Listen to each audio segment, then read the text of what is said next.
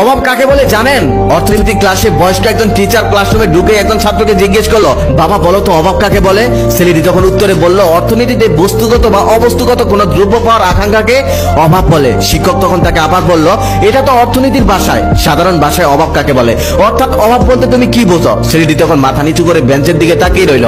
শিক্ষক তখন তাকে আবার জিজ্ঞেস করলো। ছাত্রটি এবার বলতে শুরু করলো, স্যার আমার বাবার টাকা নেই বলে আত্মীয় স্বজনরা আমার খোঁজ নেয় না, এমনকি ঈদের দিনেও না। এই যে গরিব হওয়ার কারণে আত্মীয় স্বজনরা আমাদের খোঁজ নেয় না, এটাও একটা অভাব। আমি মধ্যবিত্ত করে ছেলে বলে আমার তেমন কোনো বন্ধু নেই, যদিও দুই একজন আছে, তবে তারা কখনোই আমাকে মূল্য দেয় না, এটাও আমার অভাব। সেই ছোটবেলা থেকে হাজারো স্বপ্ন দেখেছি, কিছুদিন স্বপ্ন দেখার পর আবার সেই স্বপ্নগুলো বুকের মধ্যেই চাপা দিয়ে রেখেছি, টাকার অভাবে কখনোই পূরণ করতে পারিনি, এটাও একটা অভাব।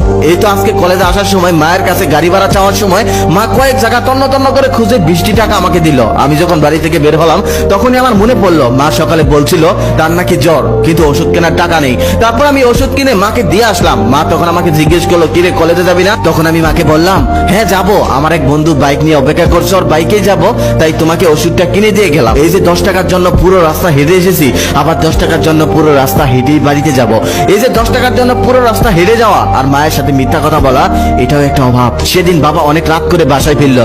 বাসায় ফেরার পর মা জিজ্ঞেস করলো, এত রাত হলো কেন? বাবা তখন বললো, ওভারটাইম করেছি। মা তখন বললো, 2 দিন ওভারটাইম না করলে হয় না? বাবা তখন বললো, ওভারটাইম না করলে সংসার চালাবো কি করে, সংসার চলবে কি করে? এই যে সামান্য কিছু টাকার জন্য বাবার অতিরিক্ত পরিশ্রম করাটাই অভাব। সেদিন ছোট বোনকে দেখলাম টিউশনির টাকা বাবার কাছে চাইতে সংকোচ বোধ করছে, এটাই অভাব। কারণ সে ভালোভাবেই জানে বাজারে জিনিসপত্র সবকিছুর দাম বেশি, পরিবারের অবস্থা এখন তেমন একটা ভালো না। সেদিন মাকে দেখলাম একটা ছেঁড়া কাপড় সুই সুতা দিয়ে সেলাই করছে।